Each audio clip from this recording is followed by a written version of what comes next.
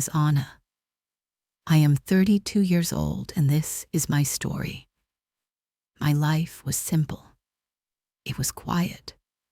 I lived with my husband, Leo, in a small blue house. The house had a white fence and a garden with red roses. From the outside, our life looked like a picture in a book. A happy picture. I thought it was a happy picture. Leo and I were married for 5 years. 5 years. It feels like a long time and a short time all at once. I met him at a friend's party. He was charming. He had a big, warm smile. His eyes were kind. He made me laugh. I was a quiet person. I didn't talk much, but with Leo, talking felt easy. He listened. He really listened. I felt seen. I felt important. We dated for a year. Then he asked me to marry him. It was a beautiful evening. We were walking in a park. The stars were bright. He got down on one knee. He had a small box with a simple, beautiful ring inside. My heart felt so full of joy. I said yes. Of course, I said yes. I loved him. I thought he was my future, my forever. Our wedding was perfect. Small, just family and close friends. I wore a white dress. He looked so handsome in his suit. We danced. We laughed. We promised to love each other always. I believed in that promise. I held it close to my heart. Our life together was calm. He worked as a sales manager for a big company. His job was important. It required a lot of travel. He was often away for a few days, sometimes a week. He would go to different cities for meetings. I missed him when he was gone. The house felt too big, too quiet without him. But I understood. It was his job. He was working for our future. When he was home, he was a good husband. He would help me with the garden. We would watch movies together on the sofa. He would hold my hand. Sometimes, he brought me flowers for no reason, just because. For my beautiful Anna, he would say. And I would feel like the luckiest woman in the world. But sometimes, when I was alone, a small feeling of loneliness would visit me. I had friends, but I didn't see them very often. My life was about Leo, about our home. I worked part-time at a local bookstore. I liked my job. I loved books, but my world was small. And when Leo was away, my small world felt very empty. I would tell myself this was normal. Marriage required sacrifice. I was happy. I was. Then one Saturday, everything changed. I remember the day so clearly. It was raining outside. A soft, gray rain. The kind of day for staying inside. Leo was away on a business trip. He was in a city a few hours away. He would be back on Sunday evening. I decided to be productive. I would do some deep cleaning. Something to keep my hands busy. Something to keep my mind from feeling lonely. I started with the downstairs rooms. Then I moved upstairs. Finally, I looked at the small ladder that led to the attic. We never went up there. It was just a space for old things we didn't use. We had put some boxes there when we first moved in. I thought, why not? I will organize the attic. It will be a surprise for Leo. I pulled down the ladder. It made a creaking sound. I climbed up into the dusty, dark space. The only light came from a single small window at the far end. The air was thick with the smell of old wood and forgotten things. Dust motes danced in the weak light. There were several cardboard boxes, our old university books, winter clothes we didn't need, some old furniture from my parents' house. I started moving things around, wiping the dust off the boxes. I moved a stack of old magazines, and behind them I saw it. A box I had never seen before. It was a wooden box, dark and heavy. It wasn't sealed with tape like our other boxes. It had a simple metal latch. It didn't look like my boxes. It must be Leo's, I thought. Maybe something from before he met me. My heart felt a little flicker of curiosity. What secrets did my husband have in this old box? I smiled to myself. I imagined old love letters from a high school girlfriend, or maybe a secret collection of comic books. I sat on the dusty floor of the attic.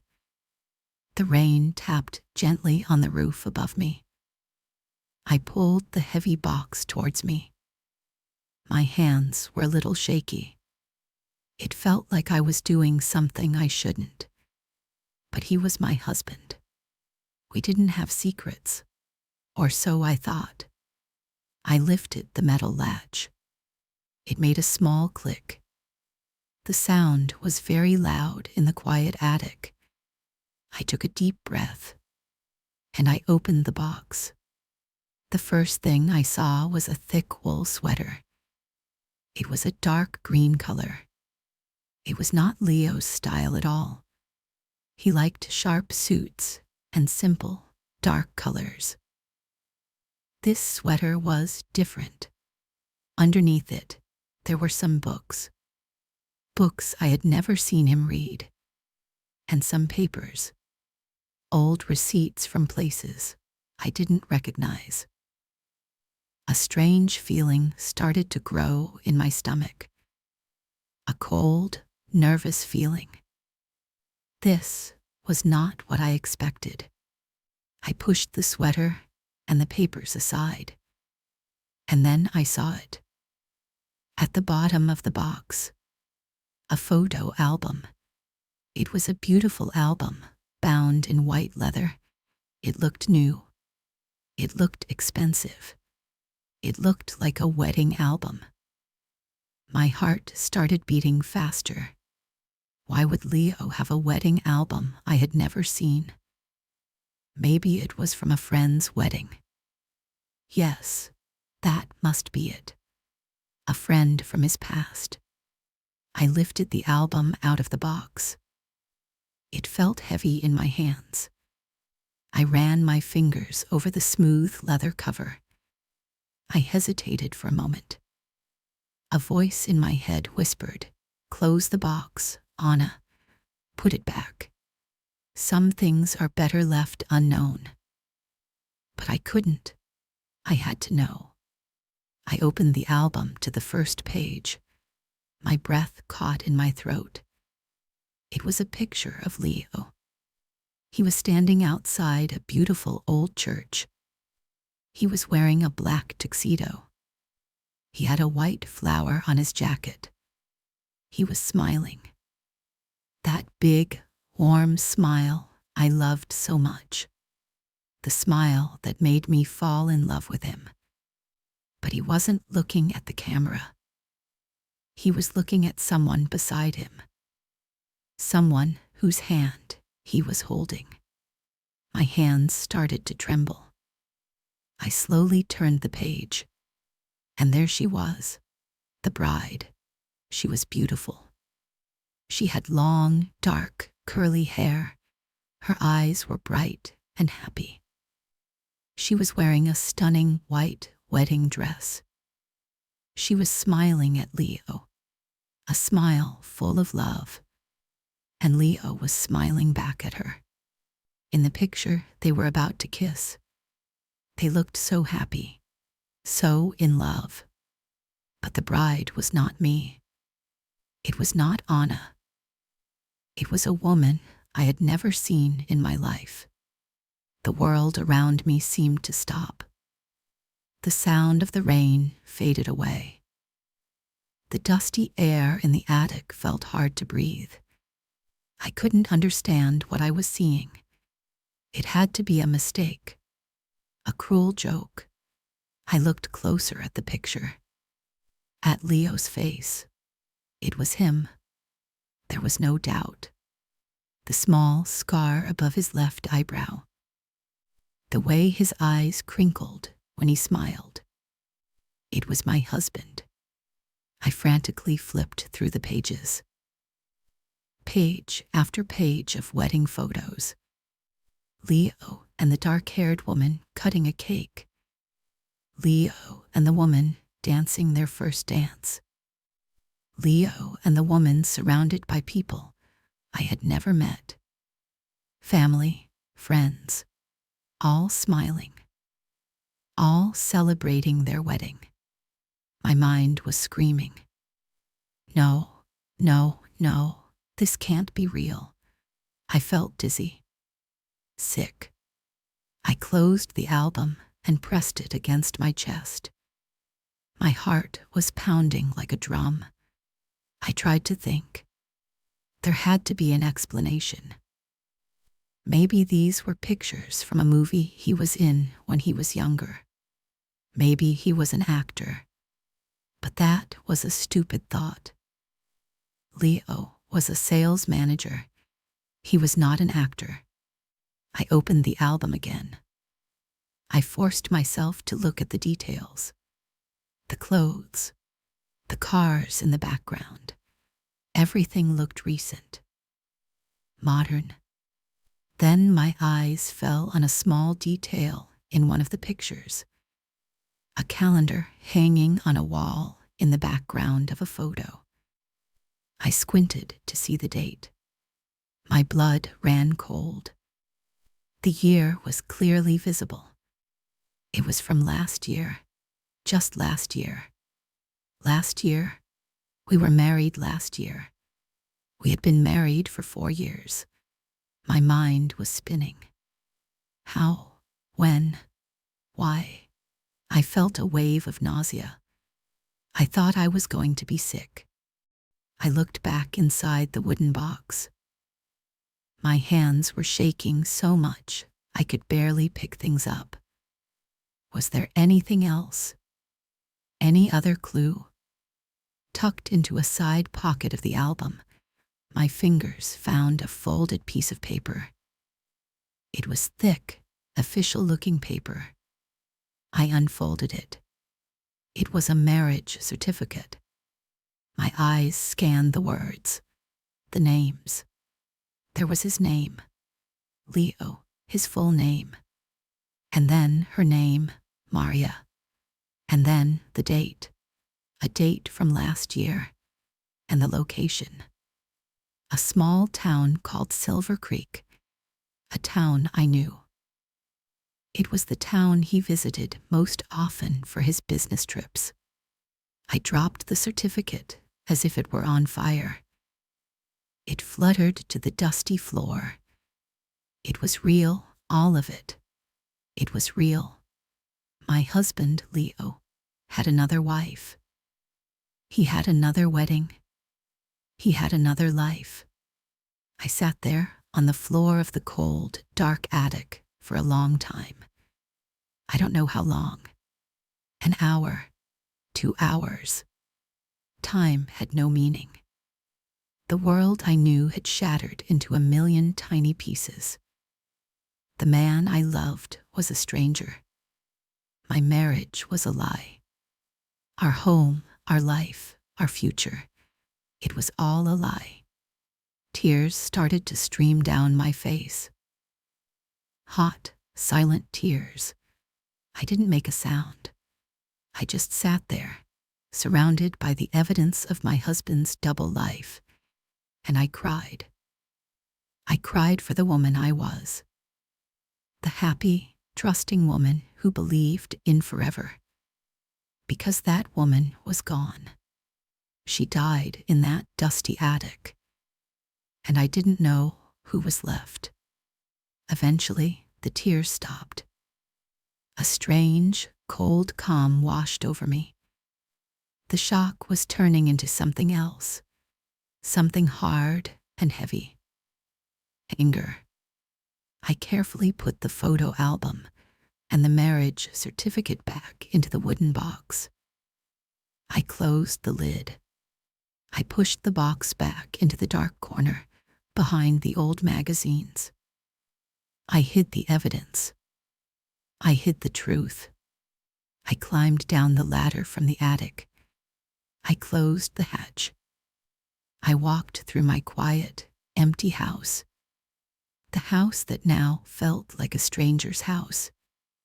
I looked at the photos on our walls. A photo of me and Leo on our wedding day. We looked so happy. I looked so young, so full of hope. I felt a bitter taste in my mouth. Was he thinking of her then? Was our whole life together just a performance? I sat on the sofa where we watched movies together. I stared out the window at the rain. I needed to think. What do I do now? Do I confront him? Do I call him? Do I pack my bags and leave? My mind was a storm of questions. I felt so alone. More alone than I had ever felt in my life. Leo was coming home tomorrow. He would walk through the door. He would smile his big, warm smile. He would kiss me. And he would lie. He would lie to my face, just like he had been doing for years. And I would know. I would know everything. The thought made me feel cold inside. I had to decide what to do. I had to be strong. But right now, I just felt broken. The picture of him and Maria smiling at their wedding was burned into my mind. 2 weddings, 2 wives, and I was one of them, the one who didn't even know. That night, I didn't sleep. I lay in our bed, the bed we shared, and I stared at the ceiling. Every time I closed my eyes, I saw her face. The other wife, Maria. She looked nice, happy. Did she know about me? Probably not. I was the secret wife, or she was. Maybe we were both secrets from each other. The thought was maddening. I thought about Leo's business trips. They suddenly made sense. All the late meetings, the weekends he had to work, the times he was tired and distant when he came home. I had always thought it was stress from his job. I tried to be a supportive wife. I would make him his favorite dinner. I would tell him to rest. How stupid I was. How blind. He wasn't tired from work. He was tired from living 2 lives. The next morning, Sunday, I moved through the house like a ghost. I made coffee. I stared at his empty chair at the kitchen table. He would be home in the evening.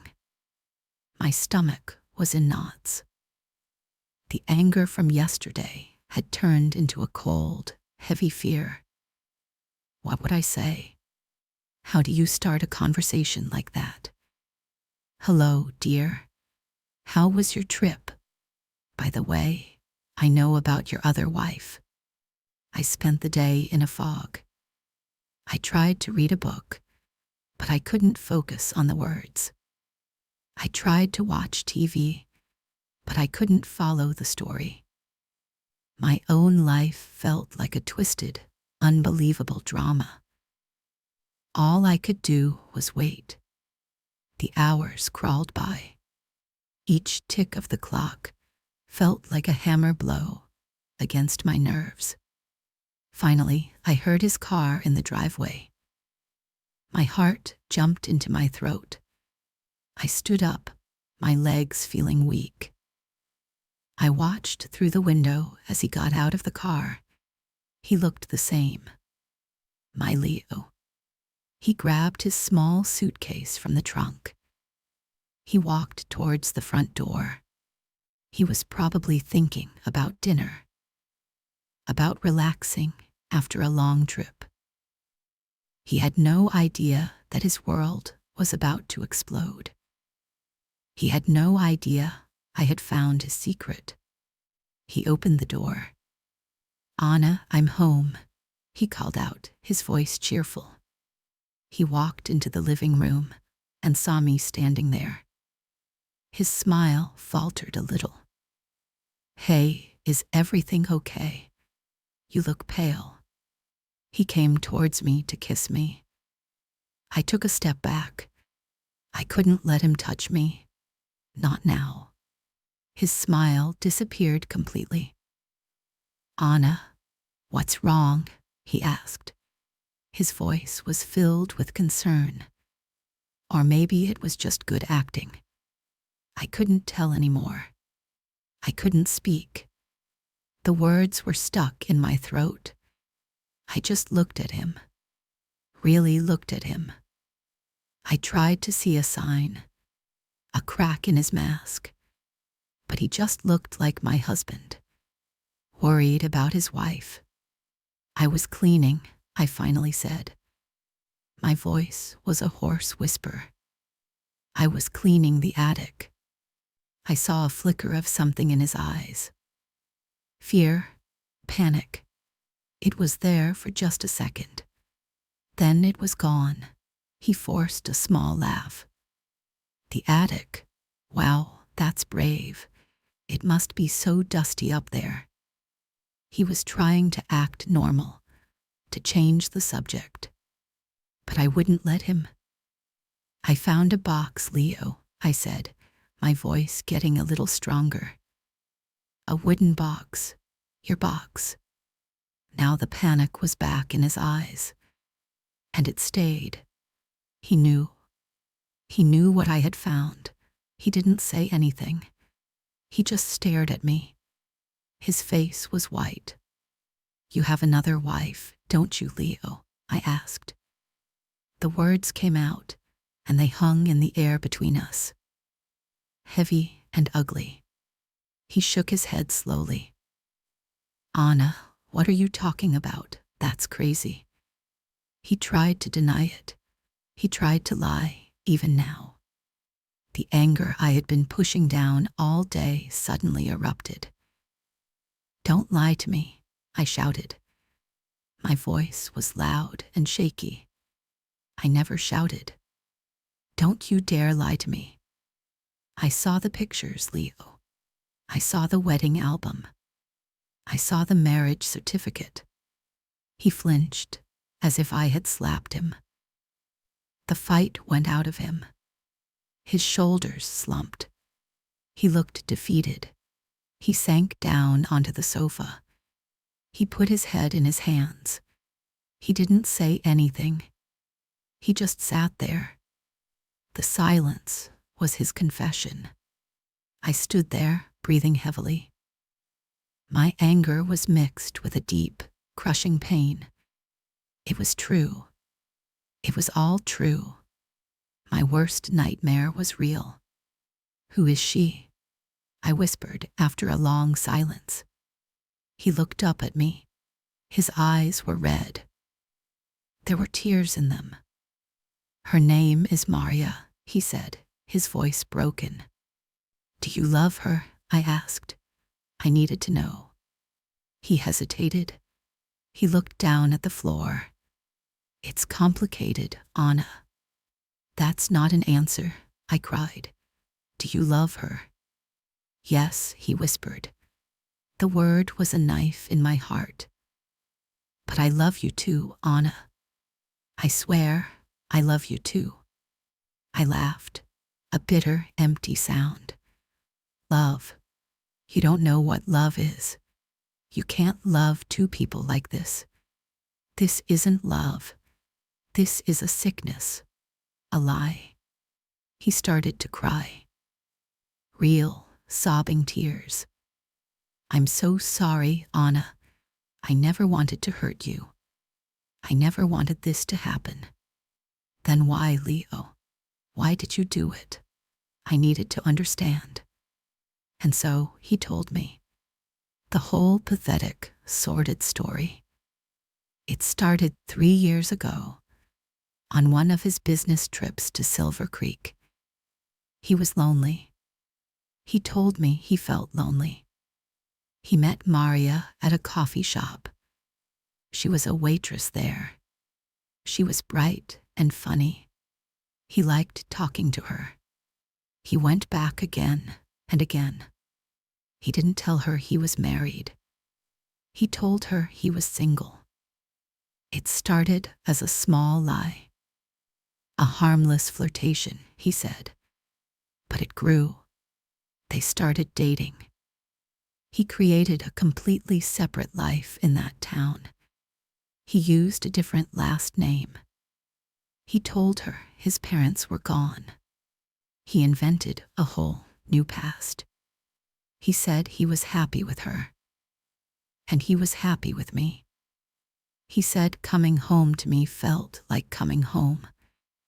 But being with her felt like an escape, an adventure. He was addicted to it, addicted to living two lives. He didn't know how to stop. Then last year, Maria got pregnant. The room started spinning again. Pregnant. There was a baby. My husband had a child with another woman. She lost the baby, he said quickly, seeing the look on my face. It was very early, but she was devastated. She said she wanted us to be a real family. She wanted to get married. And you said yes, I finished for him. My voice was flat, lifeless. I didn't know what to do, he sobbed. I was a coward. I was afraid of losing her. I was afraid of losing you. So I married her. I thought I could manage it. I thought I could keep the two worlds separate. A coward? Yes, that's what he was. A weak, selfish coward. And he had destroyed my life because he was too afraid to tell the truth. Does she know about me? I asked. No, he said, shaking his head. No, of course not. She thinks I travel for work, just like you do. She thinks I'm in another city right now. So I was the first wife, the original, and she was the new one, the secret one. But it didn't matter. We were both his wives. We were both living a lie. And he was the man who was lying to both of us. I looked at him, the man I had loved for 6 years, the man I had promised to spend my life with. He was a stranger to me now. I didn't know him at all. The love I felt for him was gone. In its place, there was just a vast, empty space, a black hole of pain and betrayal. You need to leave, Leo, I said. My voice was cold and steady. Get your things and get out of my house. Anna, please, he begged. He got on his knees. He tried to take my hand. Please, don't do this. We can fix this. I can fix this. I'll leave her. I'll tell her everything. I'll do anything. Please, just don't leave me. I pulled my hand away from his touch. Fix this? I asked, my voice dangerously quiet. There is nothing to fix, Leo. You broke it. You broke everything. You broke me. There is no us anymore. You destroyed it with your lies. I pointed to the door. Get out. He saw the look in my eyes. He finally understood that it was over. There were no more chances. No more lies that could save him. He stood up slowly. His face was a mess of tears and shame. He walked past me towards our bedroom. I stood in the living room, listening to him pack his bag. The sound of drawers opening and closing. The sound of my life ending. He came back a few minutes later with his suitcase. The same suitcase he took on his business trips. The suitcase he took to his other life. He stood at the door for a moment. He looked at me one last time. I am so sorry, Anna, he whispered. Then he turned and he walked out of my life. I listened to his car start. I listened to it drive away down the street until the sound was gone. And then there was only silence. A deep, heavy, crushing silence. The house was finally, truly empty. I was alone. I sank to the floor and I started to cry again. But these were different tears.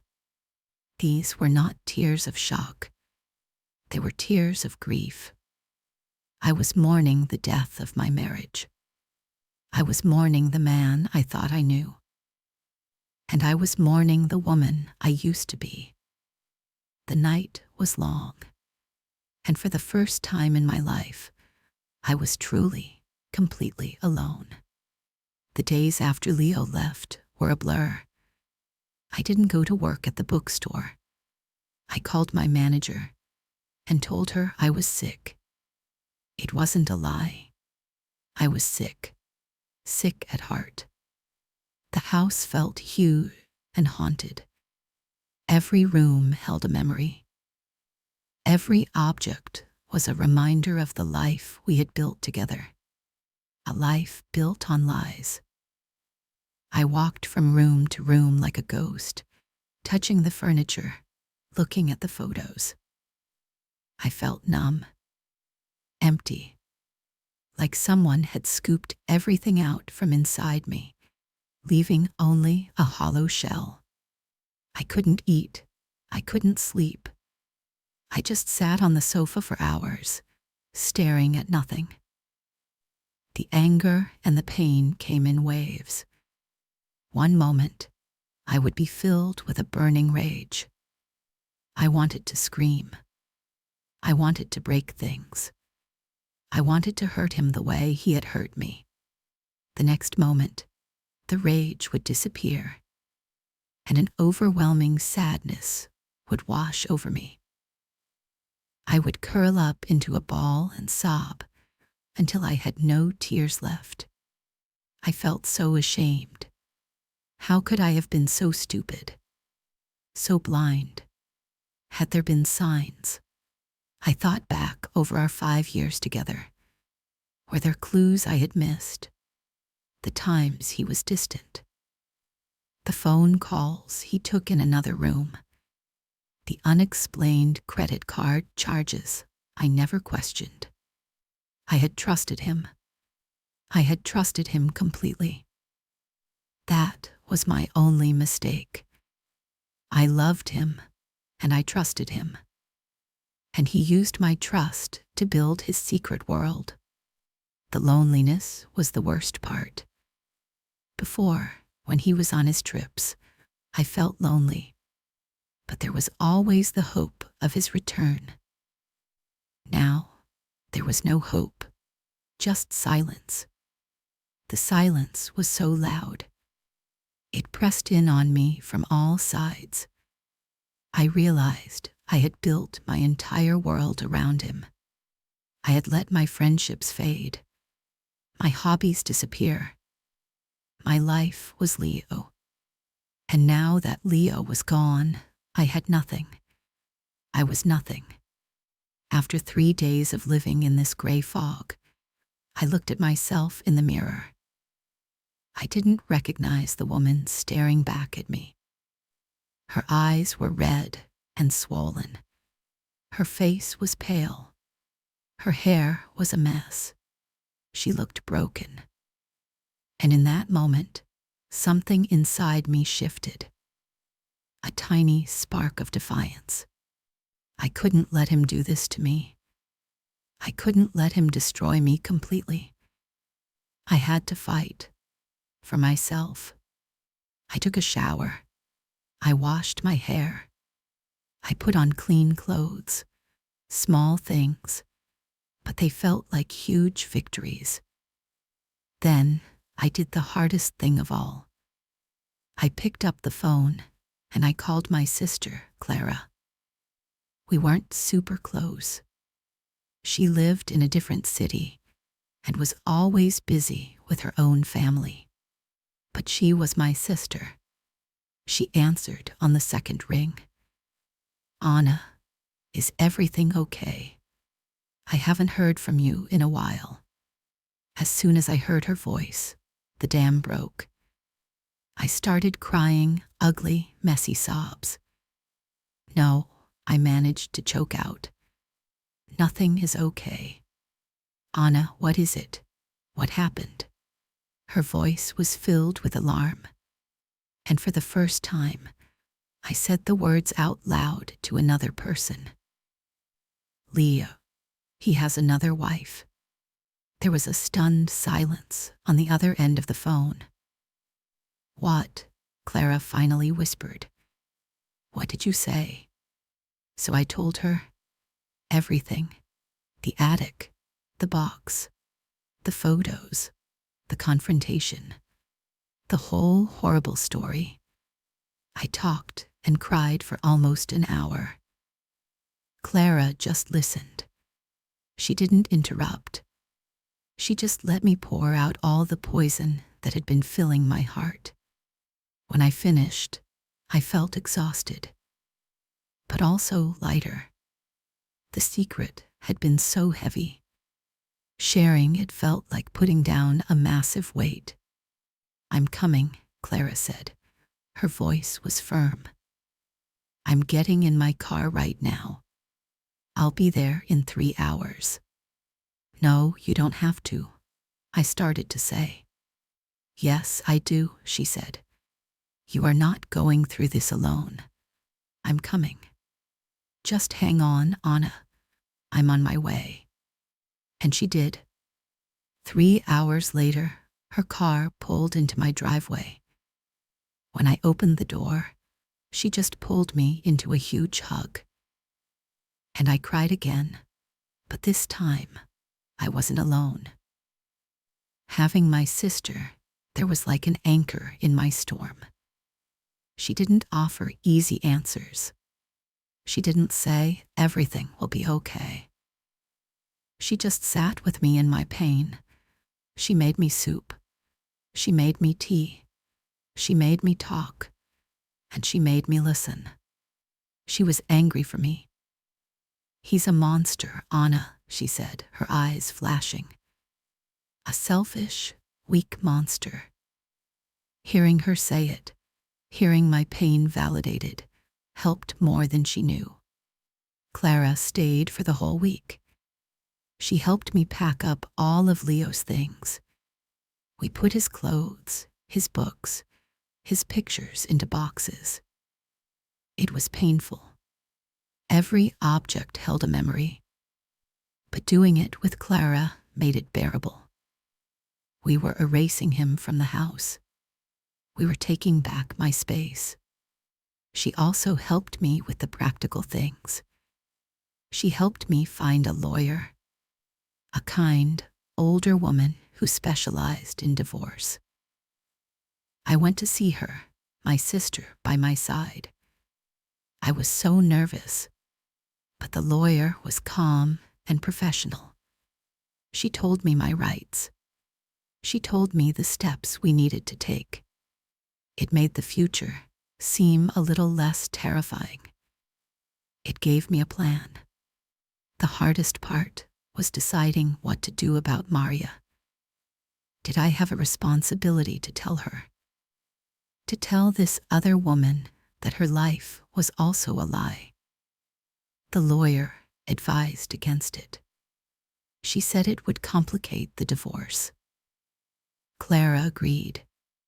Your priority right now is you, Anna, she said. You need to heal. Let Leo deal with the mess he created. I knew she was right, but I still felt a strange connection to this woman I had never met. We were both victims of the same man's lies. I hoped one day she would find out the truth and be free too. When Clara left at the end of the week, the house was quiet again. But it was a different kind of quiet.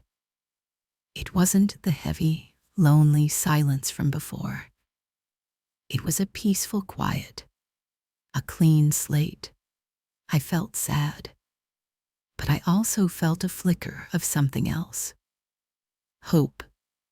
I started to rebuild my life, one small step at a time. I went back to work at the bookstore. My colleagues were kind. They knew something was wrong, but they didn't ask questions. They just gave me space. Being around books, my old friends, was comforting. I started reaching out to my old friends. I called them. I met them for coffee. I told them my marriage was over.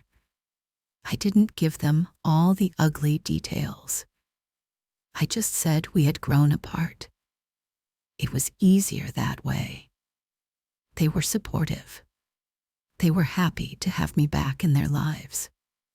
I realized how much I had missed them, how much I had isolated myself for Leo. I started doing things just for me. I joined a pottery class.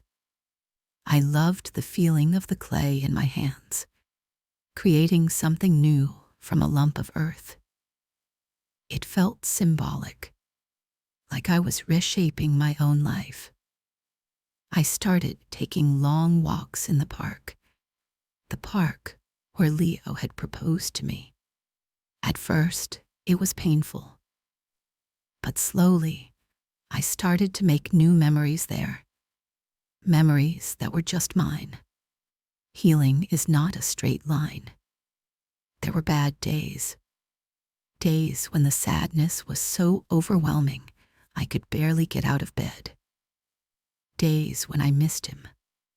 Not the real Leo, the liar, but the man I thought he was, the man I had loved. On those days, I allowed myself to be sad. I allowed myself to cry. And then, the next day, I would get up and start again. I sold the blue house. It had too many ghosts, too many memories. I bought a small, sunny apartment in a different part of town. It was all mine. I painted the walls a bright, cheerful yellow. I filled it with plants and books. It was my sanctuary, my safe place. My divorce became final a year after I found the box. The day I got the papers, I didn't feel happy. I didn't feel sad. I just felt free. A chapter of my life was officially over. A painful chapter, but it was over. Now my life is simple again. It is quiet, but it is my quiet. It is a peaceful, honest quiet. I am not the same woman who climbed into that dusty attic 2 years ago. That woman was naive, trusting, a little bit lost. This woman, the woman I am now, is stronger. I learned that I can survive the worst pain imaginable. I learned that I can be alone without being lonely. I learned that I am enough, all on my own. The scar on my heart is still there. I think a part of it will always be there. a reminder of the betrayal, a reminder of the lies. But it doesn't hurt in the same way anymore. It's a part of my story, a part of who I am. If you are listening to this, and maybe you have been hurt too, maybe your heart is broken, maybe you feel lost and alone, please know this: you are stronger than you think. The pain feels like it will last forever, but it won't. You can heal. You can rebuild. You can create a new life. A life that is true. A life that is yours. It takes time. It takes courage. But you can do this too. Just keep going. One small step at a time. You are not alone.